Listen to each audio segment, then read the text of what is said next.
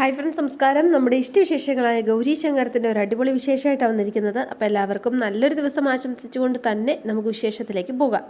അപ്പോൾ തുടങ്ങുമ്പോൾ തന്നെ കാണുന്നത് നമ്മുടെ ഗൗരീനെയും ശങ്കറിനെയാണ്. അപ്പോൾ ഗൗരി വന്നിട്ട് നമ്മുടെ വേണിയോട് ചോദിക്കുകയാണ്, നീ എൻ്റെ ആദർശേട്ടനെ എത്രമാത്രം സ്നേഹിക്കുന്നുണ്ട്? അതെന്തൊട്ട് ചോദ്യം എൻ്റെ ഗൗരിയെ. എൻ്റെ ഏട്ടൻ നിന്നെ സ്നേഹിക്കുന്ന അത്രയും ഞാൻ എൻ്റെ മത്താപ്പിനെ ഞാൻ സ്നേഹിക്കുന്നുണ്ട് കേട്ടോ എന്ന് പറഞ്ഞു. അപ്പോൾ ഇതൊന്നും കേട്ടിട്ട് ഒന്നും പ്രതികരിക്കാൻ പറ്റാതെ ശങ്കർ ഇങ്ങനെ തിരിഞ്ഞ് നിൽക്കുകയാണ്. എന്ത് പറഞ്ഞ വേണി ആശ്വസിപ്പിക്കുന്നതെന്ന് ശങ്കറിന് അറിയില്ല. അതാണ് ഏറ്റവും വലിയ പ്രശ്നം. എനിക്കെൻ്റെ മത്താപ്പിനെ ഒരുപാട് ഇഷ്ടമാണ് എന്ന് പറഞ്ഞു. അപ്പോൾ വേഗം തന്നെ ഗൗരി എന്ന് വിളിച്ചു. അപ്പോൾ ഗൗരി നിയന്ത്രണം വിട്ട് പോകരുത് എന്നോർത്താണ് ഇടയ്ക്ക് ശങ്കർ വിളിച്ചത്. അപ്പം അല്ല, ഏതവസ്ഥയിലും നീ എൻ്റെ ആദർശേട്ടൻ്റെ കൂടെ ഉണ്ടാവുമോ എന്ന് ചോദിച്ചു. അപ്പോഴിവർക്ക് ആർക്കും ഒന്നും മനസ്സിലായില്ല, എന്താ ഗൗരി ഇങ്ങനെ ചോദിക്കണത് എന്ന്. പക്ഷേ എങ്കിൽ ആദർശനെല്ലാം അറിയാവുന്നതുപോലാണ് കേട്ടോ. നീ എന്താ ഗൗരി ഇങ്ങനെയൊക്കെ സംസാരിക്കണത് എന്ന് ചോദിച്ചു. നിനക്ക് എന്താ പറ്റിയത്? നിനക്ക് ഈ വേണീനെ അറിയില്ലേ? ഈ വേണി നിനക്ക് വിശ്വാസമില്ലേ? അതെന്താ നീ അങ്ങനെ സംസാരിക്കണത്? അല്ല നന്ദിനിയമ്മേ, ഇതെന്താ ഈ ഗൗരി എന്താ ഇങ്ങനെയൊക്കെ ചോദിക്കുന്നത്? എനിക്കൊന്നും ക്ലിയർ ആവണില്ല കേട്ടോ എന്ന് ചോദിച്ചു. മോളെ ഗൗരി, വേണ്ട എന്നുള്ള മട്ടിൽ കൈ ഇങ്ങനെ കാണിക്കുകയാണ് ഗൗരി. ഒന്നും ചോദിക്കരുത്, പറയരുത്. വേണി, ഞാൻ ചോദിച്ചതിന് ഉത്തരം നീ പറയ എന്ന് പറഞ്ഞു. ഏതൊരവസ്ഥയിലാണെങ്കിലും നീ എൻ്റെ ആദർശേട്ടനൊപ്പം ഉണ്ടാവുമോ എന്നാണ് ഞാൻ ചോദിച്ചത്. പറയ, അതോ നീ എൻ്റെ ഏട്ടനെ ഉപേക്ഷിച്ച് പോവോ എന്ന് ചോദിച്ചു. ഉപേക്ഷിച്ച് പോവുകയേ? ദേ, നീ എന്നെ ഗൗരി പറഞ്ഞത് എന്ന് ചോദിച്ചു. എൻ്റെ മത്താപ്പിനെയോ? ഗൗരി, ദേ അതിനുണ്ടല്ലോ ഈ വീണെ ചാവണം, എങ്കിൽ മാത്രം സമ്മതിക്കൂ കേട്ടോ. ചത്താൽ പോലും ഞാൻ വിട്ട് പോവില്ല എന്ന് പറഞ്ഞു. അപ്പോൾ ആദർശ് ഇങ്ങനെ ഇതെല്ലാം കേട്ടിങ്ങനെ കിടക്കുകയാണ്. അപ്പം ഇവരെല്ലാവരും അതിശയത്തോട് നോക്കുക. അല്ല, ഞാൻ അങ്ങനെ ചെയ്യുമെന്ന് നിനക്ക് തോന്നുന്നുണ്ടോ ഗൗരിയെ? എന്താ നീ ഇങ്ങനെയൊക്കെ ചോദിക്കുന്നത് എന്ന് ചോദിച്ചു. അല്ല, എന്താ ഏട്ടാ ഇവളെന്തൊക്കെയാ വിളിച്ചു പറയണത്? എന്തൊക്കെയാ വിളി ചോദിക്കുന്നത്? നിനക്ക് ചോദിക്കാൻ ഇപ്പം ഇവിടെ എന്താ ഉണ്ടായത് എന്ന് ചോദിച്ചു. അപ്പം മിണ്ടുന്നില്ല. ഞാൻ ചോദിച്ചത് നിന്നോടാ കേട്ടോ. ദേ, എന്തോ കാര്യമെന്ന് വെച്ചാൽ നിങ്ങൾ ആരെങ്കിലും എന്താണെന്ന് വെച്ചാലും പറയിട്ടോ. എന്താ നിങ്ങൾ മിണ്ടാണ്ടിരിക്കണത് എന്ന് ചോദിച്ചു. ഗൗരി, നിന്നോടാ ഞാൻ ചോദിക്കുന്നത്, എന്താ നീ മിണ്ടാണ്ടിരിക്കണത് എന്ന് ചോദിച്ചു. അപ്പോൾ ഗൗരി ശങ്കറിനെ നോക്കുക കേട്ടോ. എന്തൊട്ടിനാ നീ ചോദിച്ചത്? പറയാ, എനിക്ക് ദേഷ്യം വരും കേട്ടോ. വേഗം പറഞ്ഞോ നീ എന്ന് പറഞ്ഞു. വെറുതെ നീ ദേ, എന്നോട് നീ ഒരിക്കലും ഇങ്ങനെ ചോദിക്കില്ല, എനിക്കറിയാം. അതിൻ്റെ കാരണം എന്തിട്ടാണെന്ന് ഇപ്പോൾ ഈ നിമിഷം എനിക്കറിയണം, എനിക്കറിഞ്ഞേ പറ്റൂ എന്ന് പറഞ്ഞു. അപ്പോൾ ഗൗരി എങ്ങനെ ചോദിക്കും, എങ്ങനെ പറയും എന്നൊക്കെ ഓർത്തിങ്ങനെ വിഷമിച്ചിരിക്കുമ്പോൾ, ഞാനിനി ഒരിക്കലും എഴുന്നേറ്റ് നടക്കില്ല എന്ന് ഡോക്ടർ പറഞ്ഞു അല്ലേ എന്ന് ഉടനെ തന്നെ ആദർശ് ഇവരോടങ്ങ് ചോദിക്കുകയാണ്. അപ്പോൾ ഇവരിൽ നിന്ന് അവർക്കെല്ലാം ഷോക്കായിപ്പോയി. മോനെ, നീ എന്തേ പറഞ്ഞത് എന്ന് ചോദിച്ചു നന്ദിനിയമ്മ. അപ്പോൾ മുത്തശ്ശിയും വേണിയൊക്കെ സ്റ്റക്കായി പോയി. അപ്പോൾ ഇവർ പരസ്പരം നോക്കുകയാണ്, നമ്മുടെ ഗൗരിയും ശങ്കറൂടെ. മത്താപ്പ എന്താട്ടോ ഇപ്പോൾ പറഞ്ഞത്? നിങ്ങൾ എന്താ മനുഷ്യ ഈ പറഞ്ഞത്? നിങ്ങൾ എന്താ ഈ പറയണത്? നിങ്ങൾ എണീറ്റ് നടക്കില്ലാന്നോ? തലയ്ക്കടിയിട്ടിപ്പോൾ നിങ്ങളുടെ ഉള്ള ബോധവും കൂടെ പോയോ? എൻ്റെ മത്താപ്പേ, നിങ്ങൾക്ക് ഒരു കുഴപ്പമില്ല, അത് നിങ്ങളതൊന്ന് മനസ്സിലാക്കുക എന്നൊക്കെ പറഞ്ഞ് വേണി ഇങ്ങനെ നിൽക്കുകയാണ്. എന്താ പറയണ്ട, വേണിയുടെ സമനില തെറ്റിയ പോലായി. ആദർശേട്ടാ, ദേ നിങ്ങളൊന്ന് എഴുന്നേറ്റ്, ദേ എൻ്റെ കൈമ പിടിച്ചോട്ടോ. എഴുന്നേക്ക് ആദർശേട്ടാ, ഒന്ന് എഴുന്നേക്ക്, എൻ്റെ ചക്കരം മത്താപ്പല്ലേ, ഒന്ന് എണീക്ക് ആദർശേട്ടാ എന്ന് പറഞ്ഞ് പതുക്കെ ഇങ്ങനെ പൊക്കുവാണ്. മോളെ വേണി എന്നൊക്കെ പറഞ്ഞിട്ട് കേൾക്കുന്നതേ ഇല്ല. ആദർശനെ വലിച്ചു പൊക്കാനാണ് വേണി നോക്കണത്. എൻ്റെ പൊന്ന് ആദർശേട്ടനല്ലേ, ഒന്ന് എഴുന്നേക്ക ആദർശേട്ടാ, നിങ്ങൾക്ക് ഒരു കുഴപ്പമില്ല. ദേ എൻ്റെ കൈ പിടിച്ചോന്ന് എണീക്കുന്നേ. ദാന്നേ വേണി, എനിക്ക് എണീക്കാൻ കഴിയില്ല വേണി എന്ന് പറഞ്ഞു. അപ്പോഴേക്ക് വേണിയാകാൻ സ്റ്റക്കായിപ്പോയെ. എഴുന്നേക്ക്, എനിക്ക് പറ്റില്ല വേണി എന്ന് പറഞ്ഞു. അപ്പോഴേക്ക് വേണിയുടെ ആകെ നിയന്ത്രണം തെറ്റി. അപ്പോൾ വേഗം തന്നെ വേണി അങ്ങോട്ടേക്ക് മാറി നിന്നു കേട്ടോ. എൻ്റെ കാലുകളുടെ ചലനശേഷി അത് പൂർണ്ണമായിട്ട് നഷ്ടപ്പെട്ടു. ഇനി എൻ്റെ ജീവിതകാലം മുഴുവൻ എനിക്ക് ഈ വീൽ ചെയറിൽ തന്നെ കഴിയേണ്ടി വരും. അതാ എൻ്റെ വിധി എന്ന് പറഞ്ഞു. ഇതോടെ കേട്ടപ്പം ഇവരെല്ലാവരും ആകെ സ്റ്റക്കായിപ്പോയി. അപ്പോൾ മുത്തശ്ശിയാണെങ്കിൽ അലമുറയിട്ട് കരയാണ്. വേണി ഇങ്ങനെ നിന്നിട്ട് നേരെ വേണി ഇതേ തല കറങ്ങി നേരെ താഴോട്ട് പോവാണ് കേട്ടോ. അപ്പോൾ വേഗം തന്നെ ശങ്കറും ഗൗരിയും കൂടി കയറി പിടിച്ചു. പിന്നെ കാണുന്നത് ധ്രുവനെയാണ്. അപ്പോൾ ഈ സമയത്ത് ദേണ്ട ഷാനും കിരണോടെ അങ്ങോട്ടേക്ക് വരിക. ദേ അവിടെ നിൽപ്പുണ്ട് ധ്രുവ മച്ചാൻ എന്ന് പറഞ്ഞ് അവർ രണ്ടുപേരും അങ്ങോട്ടേക്ക് ചെന്നു. മച്ചാനെ, മച്ചാൻ സെറ്റ് ഹാപ്പി ആവുന്ന ഒരു ഗുഡ് ന്യൂസും കൊണ്ടാണ് ഞങ്ങൾ ഈ ഹോസ്പിറ്റലിൽ നിന്ന് ഇങ്ങോട്ട് വന്നേക്കുന്നത്. പ്രൊഫസർ ശ്യാമപ്രസാദിൻ്റെ മകൻ ആദർശിൻ്റെ ഷട്ടർ വീണു. അതല്ലേ, മരണം വരെ അവൻ വീൽ ചെയറിലായിരിക്കും. ഇതല്ലേ ഷാനെ നീ എനിക്ക് വേണ്ടിയിട്ട് വന്നിരുന്ന ആ ഗുഡ് ന്യൂസ്? മച്ചാനെ, ഇത് എങ്ങനെ മച്ചാൻ അറിഞ്ഞത്? ഇത് ആരാ പറഞ്ഞത് എന്ന് ചോദിച്ചു. ഹോസ്പിറ്റലിൽ വെച്ച് ഞങ്ങളിപ്പോൾ അറിഞ്ഞതല്ലേ ഉള്ളൂ. അതോ ആദർശിൻ്റെ വിവരങ്ങൾ അറിയാനായിട്ട് മച്ചാൻ ആരെയെങ്കിലും ഹോസ്പിറ്റലിൽ നിർത്തിയിട്ടുണ്ടോ? എന്താ ചോദിച്ച് കേട്ടില്ലേ? അപ്പോൾ ഈ സമയത്താണ് നവീൻ ബ്രോ അങ്ങോട്ടേക്ക് വരുന്നത്. അപ്പോൾ അട്ടഹസിച്ച് ചിരിച്ചു വരുവാണ്. നമ്മുടെ ഷാനെ കാര്യങ്ങളൊന്നും ശരിക്കും പിടിയിട്ടിട്ടില്ല കേട്ടോ. ഒന്ന് ഡീറ്റെയിൽ ആയിട്ട് പറഞ്ഞു കൊടുക്കണ്ടേ നവീൻ മച്ചാനെ. പിന്നെ ഷാനെ, ഒരു കാര്യം പറയാം. ആദർശിൻ്റെ എന്താ പറയുക, സർജറിക്ക് ഒരു കോംപ്ലിക്കേഷൻസും ഉണ്ടായിരുന്നില്ല. അവൻ സേഫ് ആയിരുന്നു എന്ന് പറയാം. അല്ല, അപ്പം പിന്നെ ആദർശിൻ്റെ തലയ്ക്ക് പിന്നിൽ അടിച്ച അടിയില്ലേ ആദർശിനെ ഈ പരുവത്തിലാക്കിയത്? തലയ്ക്ക് പിന്നിൽ അടിയേറ്റ ആ ആദർശിനെ അല്ല ഇപ്പം നിങ്ങൾ കാണുന്നത്. അങ്ങനെയല്ല ആദർശ് ഈ ക്രെഡിറ്റിലാകിയത്. പിന്നെ അതിൻ്റെ ഫുൾ ക്രെഡിറ്റ് ഈ നവീൻ ബ്രോയ്ക്കാണ് എന്ന് പറഞ്ഞു. എന്താണെന്നറിയോ? തലച്ചോറ് ഞരമ്പുകളെ തകരാക്കലാക്കുന്ന ഒരു മെഡിസിനാണ് കേട്ടോ. ദേ ആദർശിൻ്റെ ട്രിപ്പിൽ നവീൻ ബ്രോ ഇൻജെക്റ്റ് ചെയ്ത് വെച്ചിരിക്കണത്. ഡോക്ടർമാർക്ക് ഒരിക്കലും അത് കണ്ടെത്താൻ കഴിയില്ല. അതുമാത്രമല്ല, ഇനി ആദ്യം കണ്ടെത്തിയെന്ന് തന്നെ ഇരിക്കട്ടെ, അവർക്ക് ആ വിവരം പുറത്തു വിടാനും കഴിയില്ല. അത് ആ ഹോസ്പിറ്റലിൻ്റെ റെപ്യൂട്ടേഷനെ തന്നെ ബാധിക്കും. അതുകൊണ്ട് ചികിത്സയിൽ പിഴവ് സംഭവിച്ചിട്ടില്ല എന്ന് ഡോക്ടർമാർ വാദിക്കും. അതുകൊണ്ട് അതൊരിക്കലും അവർ സമ്മതിക്കാൻ തയ്യാറാവില്ല. അതുകൊണ്ട് അത് മറ്റൊരു മെഡിസിൻ ആദർശിൽ പ്രദർശിപ്പിച്ചിട്ടുണ്ട് എന്ന് മനസ്സിലാക്കിയാലും അവർ സൗകര്യപൂർവ്വം അത് പൂഴ്ത്തി വയ്ക്കുകയുള്ളൂ. ഒരിക്കലും പുറത്തു കൊണ്ടിരില്ല. നവീൻ ബ്രോയിൽ ആ ഇൻജെക്റ്റ് ചെയ്ത ആ മെഡിസിനാണ് ആദർശിന് ഇപ്പം പണി കൊടുത്തിരിക്കുന്നത്. ധ്രുവ, നീ പൊളിച്ചോ? എൻ്റെ അമ്മോ, ഇതൊരു ചെറിയ പണിയല്ല കേട്ടോ. ഒന്നൊന്നര പണി എന്നൊക്കെ പറഞ്ഞാൽ ഇതാണ് കേട്ടോ മോനെ. അങ്ങനെ ബോക്സിംഗ് ചാമ്പ്യൻ്റെ ലൈഫ് വീൽ ചെയറിലായി. അവൻ തീർന്നു എന്ന് പറഞ്ഞാൽ മതിയല്ലോ. എൻ്റെ ശിവാനിയെ സ്വന്തമാക്കാൻ ശ്രമിച്ചതിൻ്റെ പേരിൽ ഇനി ജീവിതകാലം മുഴുവൻ അവൻ വീൽ ചെയറിലിരുന്ന് അനുഭവിക്കട്ടെ. ധ്രുവ, നിന്റെ പ്രതികാരം അവസാനിച്ചല്ലോ. ഇനിയിപ്പോൾ എന്താ പ്ലാൻ എന്ന് ചോദിച്ചു. എൻ്റെ പ്രതികാരം അവസാനിച്ചെന്നോ? ഒന്നും അവസാനിച്ചിട്ടില്ല. പ്രതികാരം തുടങ്ങാൻ പോകുന്നതേ ഉള്ളൂ എന്ന് പറഞ്ഞു. നിങ്ങളിപ്പോൾ കണ്ടത് വെറും ട്രെയിലർ. ശരിക്കുള്ള പടം തുടങ്ങാൻ പോണതേ ഉള്ളൂ എന്ന് പറഞ്ഞു നവീൻ. അല്ല, എന്താ നിങ്ങളുടെ രണ്ടുപേരുടെയും പ്ലാൻ എന്ന് ചോദിച്ചു ഷാൻ. ഗൗരിക്ക് അവളുടെ ഏട്ടനെ ഒരുപാട് ഇഷ്ടമായിരുന്നു. അപ്പോൾ അവൾക്ക് ഒരുപാട് ഇഷ്ടമുള്ള ആ ഏട്ടനെ നമ്മൾ വീൽ ചെയറിലിരുത്തി. പക്ഷേ ഇനി ആദർശിനെ പോലെ ഗൗരിക്ക് പ്രിയപ്പെട്ട ഓരോരുത്തരും ഒരുപാട് പേരില്ലേ, അവരെ ഓരോരുത്തരെയായി നമ്മൾ ഒഴിവാക്കാൻ തുടങ്ങുന്നു. ദേ സംഭവമൊക്കെ കൊള്ളാം. പക്ഷേ മച്ചാൻ എതിർക്കാൻ പോണത് ആരെയാണെന്ന് മറന്നു പോരുത് കേട്ടോ. ഓപ്പോസിറ്റ് നിൽക്കുന്നതേ നമ്മുടെ ശങ്കർ ഭായി ആണ്.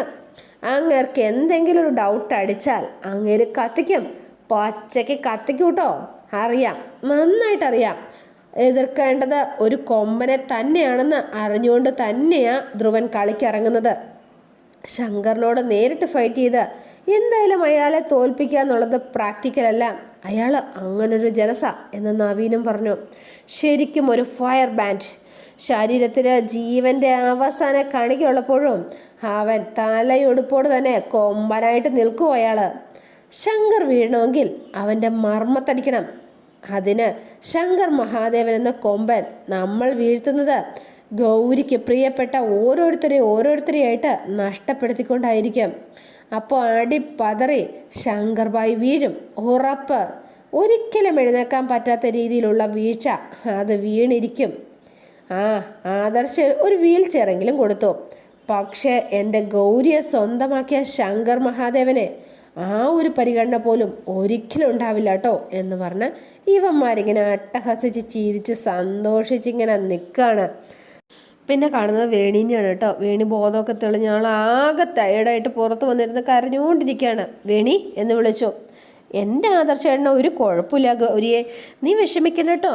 ആദർശേട്ടന് ഒരിക്കലും എഴുന്നേക്കില്ല എന്ന് ഇവരൊക്കെ എന്നോട് കള്ളം പറയാം കേട്ടോ. അതെ, എൻ്റെ ഗൗരി, നീ അതൊക്കെ വിശ്വസിച്ചോ എന്ന് ചോദിച്ചു. ദേ, നീ അതൊന്നും വിശ്വസിക്കരുത് കേട്ടോ, നീ വിഷമിക്കൊന്നും വേണ്ട കേട്ടോ എന്ന് പറഞ്ഞു. അതെനിക്ക് കാണണമെന്നൊന്നും അത് കള്ളത്തരമാണെന്ന് നീയെങ്കിലും എന്നോടൊന്ന് പറയണ്ടേ ഗൗരിയെ എന്ന് പറഞ്ഞു. നീ പറഞ്ഞെനിക്ക് വിശ്വാസമാണ്, നീ ഒന്ന് പറയ ഗൗരി, ഈ ആദർശേട്ടന് ഒരു കുഴപ്പമില്ലാന്ന് നീ എന്നോട് ഒരു തവണയെങ്കിലും ഒന്ന് പറഞ്ഞേ. എൻ്റെ വിശ്വാസത്തിന് നിങ്ങളൊക്കെ കുറേ പഠിച്ച ആൾക്കാരല്ലേ, അപ്പോൾ വേറെ ഒരുപാട് ഹോസ്പിറ്റലുണ്ടല്ലോ, നമുക്ക് നമ്മുടെ ആദർശേട്ടനെ അങ്ങോട്ടേക്ക് ഒന്ന് കൊണ്ടുപോയാലോ? എന്ത് പറയുന്നു?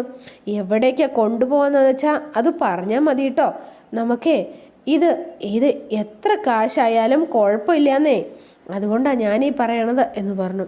എന്നിട്ട് ഭയങ്കര അലമുറയിട്ട് കരയണം. എനിക്ക് ആദർശേട്ടനെ ഇങ്ങനെ കാണാൻ വയ്യ, അതുകൊണ്ടാ പ്ലീസ് എന്ന് പറഞ്ഞു കേട്ടോ. അപ്പോഴേ ഒരു വീൽ ചെയറിൽ എൻ്റെ മത്താപ്പ് എനിക്ക് ചിന്തിക്കാൻ പോലും കഴിയില്ല കേട്ടോ, എനിക്ക് എന്നെ കൊണ്ടൊന്നും പറ്റണില്ല ഗൗരിയെ, പ്ലീസ് ഗൗരിയെ എന്ന് പറഞ്ഞു. ഗൗരി, അങ്ങനെ ഇങ്ങനെ ഇരിക്കണത് എനിക്ക് ഒരിക്കലും കാണാൻ പറ്റില്ല കേട്ടോ, അതുകൊണ്ടാണ് ഞാനീ പറയണത്. വേണി, നീ എന്നെ ഒന്ന് നോക്ക് എന്ന് പറഞ്ഞു. പ്ലീസ് വേണി, നീ എന്താ മോളെ ഇങ്ങനെ കരയണത്? കരയല്ലേ എന്ന് പറഞ്ഞ് വേണിയെ പിടിച്ചു.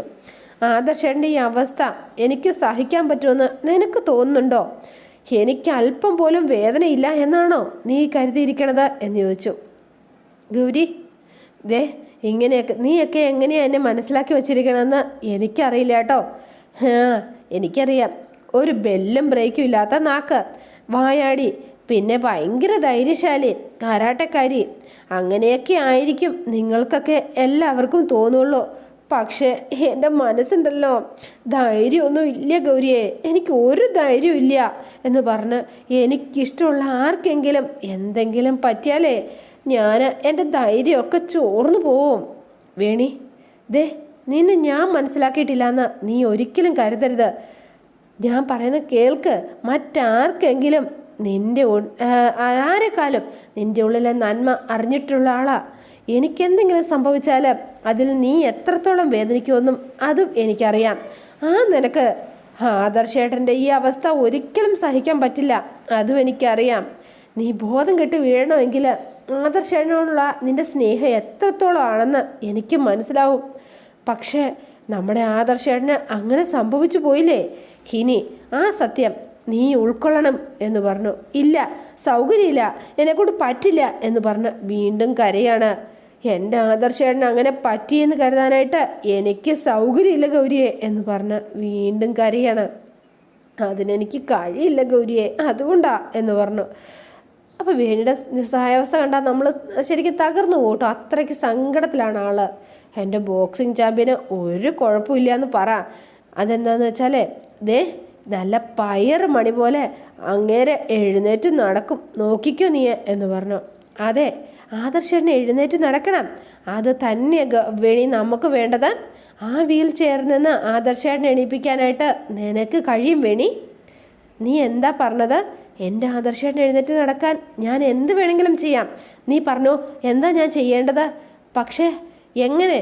ഞാൻ വിചാരിച്ചാൽ ആദർശേട്ടനെ എഴുന്നേൽപ്പിക്കാൻ പറ്റുമോ? എനിക്കതിന് കഴിയുമോ ഗൗരി? കഴിയും, നിനക്കതിന് കഴിയും, തീർച്ചയായിട്ടും കഴിയും. ഞാൻ എന്താ ചെയ്യേണ്ടത്? എന്താന്ന് വെച്ചാൽ നീ പറഞ്ഞോ. ഏതവസ്ഥയിലും നീ ഒപ്പമുണ്ട് എന്നൊരു തോന്നൽ ആദർശേട്ടൻ്റെ ഉള്ളിൽ നീയുമായിട്ട് ഉണ്ടാക്കിയെടുക്കണം. പിന്നെ നിനക്ക് പെട്ടെന്ന് ദേഷ്യവും സങ്കടവും ഒക്കെ വരും, പക്ഷേ ഇനി ഒരിക്കലും നീ ആദർശേട്ടൻ്റെ മുന്നിൽ വെച്ച് നീ കരയാൻ പാടില്ല. മനസ്സിലാകുന്നുണ്ടോ നിനക്ക്? ഉള്ളിൽ എത്ര വിഷമമുണ്ടെങ്കിലും അതൊന്നും പുറമേ പ്രകടിപ്പിക്കാതെ ചിരിച്ച് സന്തോഷമായിട്ട് വേണം നീ നിൽക്കാനായിട്ട്. മനസ്സിലാവുന്നുണ്ടോ? അപ്പോൾ വേണിയോട് നിന്നിട്ട് പറ്റില്ല, എനിക്ക് വേഗം കരച്ചിൽ വരും കേട്ടോ. എനിക്ക് കരച്ചിൽ വന്നാലേ ഞാൻ പൊട്ടിക്കരഞ്ഞു പോകട്ടോ. എനിക്ക് നിൽക്കാൻ പറ്റുമെന്ന് തോന്നണില്ല, എനിക്ക് സഹിക്കാൻ പറ്റില്ല. ദേ, കരയരുത് പ്ലീസ്, ഞാൻ പറയുന്ന നീ ഒന്ന് കേൾക്ക്. ഉള്ളിൽ എത്ര വേദനയുണ്ടെങ്കിലും നീ അത് സഹിക്കണം, നിന്നെ കൊണ്ടതിന് കഴിയും. നിന്റെ ചിരിച്ച മുഖമായിരിക്കണം ആദർശേട്ടൻ എപ്പോഴും കണ്ടുകൊണ്ടിരിക്കേണ്ടത്. നിന്റെ ചിരിയാ ആദർശേട്ടനെ ആത്മവിശ്വാസം. മനസ്സിലാവുന്നുണ്ടോ നിനക്ക് വേണ്ടിയിട്ട് ആ വീൽ ചെയറിൽ നിന്നൊന്ന് എഴുന്നേൽക്കണം എന്ന് ആദർശേട്ടൻ്റെ ഉള്ളിൽ ഒരു തോന്നലുണ്ടായി വരണം. എൻ്റെ ഗൗരി, ദേ, എന്താ പറയുക, മരുന്നിന് ചെയ്യാൻ പറ്റാത്തത് ഈ പാവം വേണിയെ കൊണ്ട് ചെയ്യാൻ പറ്റുമെന്ന് നിനക്ക് തോന്നുന്നുണ്ടോ? ഈ ലോകത്ത് ഏറ്റവും ശക്തിയുള്ള ആയുധം എന്താണെന്നറിയോ? നമ്മുടെ മനസ്സ്. അതുകൊണ്ട് മനസ്സുകൊണ്ട് നമ്മളൊന്ന് തീരുമാനിച്ചാലേ ഏത് വലിയ ലക്ഷ്യവും നമ്മളേക്ക് നേടിയെടുക്കാൻ കഴിയും. അത് നിനക്കറിയോ? അതുകൊണ്ടാണ് ഞാൻ ഈ പറയണത്. വേണി, ദേ, നീ ആദർശേട്ടൻ്റെ മനസ്സാവണം, പ്രതീക്ഷയാവണം. എന്തിന്? ഒന്നിനും കഴിയില്ല എന്നും ജീവിതം പാഴായി പോയി എന്നുള്ള തോന്നലിൽ നിന്നും പലതും ചെയ്യാൻ കഴിയുമെന്നും ചിന്തിപ്പിച്ച് ആദർശേട്ടനെ ആ നിലയിലേക്ക് നീ എത്തിപ്പിക്കണം. പക്ഷേ എന്നെപ്പോലൊരാളെ കൊണ്ട് ഇത്രയൊക്കെ ചെയ്യാൻ കഴിയുമെന്ന് നിനക്ക് ഉറപ്പാണോ? വേണി, നീ ഒരു കാര്യം മനസ്സിലാക്കണം. നിന്റെ അത്ര ആത്മവിശ്വാസമുള്ള ഒരാളെ എൻ്റെ ജീവിതത്തിൽ ഞാൻ ഇന്ന് വരെയും കണ്ടിട്ടില്ല. അതുകൊണ്ട് ഞാൻ ഉറപ്പിച്ച് പറയുക, നിന്നെ കൊണ്ട് അതിന് കഴിയും. നിന്നെ കൊണ്ട് മാത്രമേ അതിന് കഴിയൂ. ഗൗരി, ഞാൻ പറഞ്ഞില്ലേ, ഞാനാണെങ്കിൽ പഠിത്തമൊന്നും ഇല്ലാത്ത വെറും ഒരു ബോധമില്ലാത്ത ഒരാളാണ്. അതുകൊണ്ട് എന്നെ ഞാൻ വിചാരിച്ചാൽ ഇതൊക്കെ നടക്കുമോ? ആ വീൽ ചെയറിൽ നിന്ന് ആദർശേട്ടനെ എഴുന്നേൽപ്പിക്കാൻ ഈ ലോകത്ത് ഒരേ ഒരാൾക്ക് മാത്രമേ കഴിയുള്ളൂ. അത് നീ മാത്രമാണ് വേണി. നിനക്കതിന് കഴിയണം എന്ന് പറഞ്ഞ് ഗൗരി വേണിയുടെ കൈ പിടിച്ചു കേട്ടോ. അപ്പോൾ ഇത് കണ്ടപ്പോൾ വേണിക്കും ഒരു ആത്മവിശ്വാസമോ ധൈര്യമോ ഒക്കെ തോന്നി തുടങ്ങി. അപ്പോൾ രണ്ടുപേരും ഒന്ന് ചിരിച്ചു. ഇത് ആദർശിനെ അപ്പോൾ വീട്ടിൽ കൊണ്ടുവന്നു വീൽ ചെയറിൽ ഇങ്ങനെ ഇരുത്തുകയാണ്. ഇത് കണ്ടപ്പോൾ മഹാദേവൻ ഒരു പുച്ഛഭാവമാണ് കേട്ടോ. എൻ്റെ മോളുടെ ജീവിതം നശിപ്പിച്ചു, ഇനിയിപ്പോൾ ഇവരെ എന്തിനാ എന്നുള്ളൊരു മട്ടിലാണ് മഹാദേവൻ്റെ ഇരിപ്പ്. അപ്പോൾ ഇത് കണ്ടപ്പോൾ നന്ദിനിയമ്മയ്ക്ക് സഹിക്കാൻ പറ്റിയില്ല. നന്ദിനിയമ്മ കരയാണ്. അമ്മ എന്തീ കാണിക്കണത് എന്ന് ചോദിച്ചു ഗൗരി. എനിക്കിവനെ ഈ അവസ്ഥയിൽ കാണാൻ പറ്റണില്ല മോളെ, അതുകൊണ്ടാ എന്ന് പറഞ്ഞു. കരയല്ലേ അമ്മേ? ദേ, എല്ലാവർക്കും ധൈര്യം കൊടുക്കേണ്ട എൻ്റെ അമ്മ ഇങ്ങനെ കരയാൻ പാടുണ്ടോ എന്ന് ചോദിച്ചു ഗൗരി. അപ്പോൾ പറയാണ്, അല്ല മോളെ, ശരിയാ നീ പറഞ്ഞത്. നമ്മുടെ ആദർശേട്ടൻ തിരിച്ചു വരുമെന്ന് അമ്മയ്ക്ക് ഇല്ലേ എന്ന് ചോദിച്ചു. ഉണ്ട്. അത് മാത്രമല്ലേ മോളെ അമ്മ ആഗ്രഹിക്കുന്നത്. മഹാദേവൻ്റെ ഒരു ഉച്ചഭാവം കണ്ട ഒറ്റ അടി വെച്ച് കൊടുക്കാൻ തോന്നും കാരണത്ത്. അപ്പോൾ ആദർശ് ഇങ്ങനെ ഇരിക്കുന്നു. അതോടെയാണ് ഇന്നത്തെ വിശേഷം അവസാനിക്കുന്നത്. ഇനി നാളത്തെ വിശേഷം ഇതിലും ഗംഭീരമാണ്. അപ്പോൾ എല്ലാവരും വെയിറ്റ് ചെയ്യുക. നിങ്ങൾക്ക് ഇഷ്ടപ്പെട്ടുവെങ്കിൽ ലൈക്ക് ചെയ്യുക, ഷെയർ ചെയ്യുക, തൊട്ടടുത്ത ആ ബെൽ ബട്ടൺ കൂടെ ഒന്ന് ഞെക്കുകയാണെങ്കിൽ ഞാൻ ഇടുമ്പോൾ തന്നെ നോട്ടിഫിക്കേഷൻ ലഭിക്കുന്നതായിരിക്കും. പുതുപുത്തൻ വിശേഷമായിട്ട് എത്താം. Bye and see you again.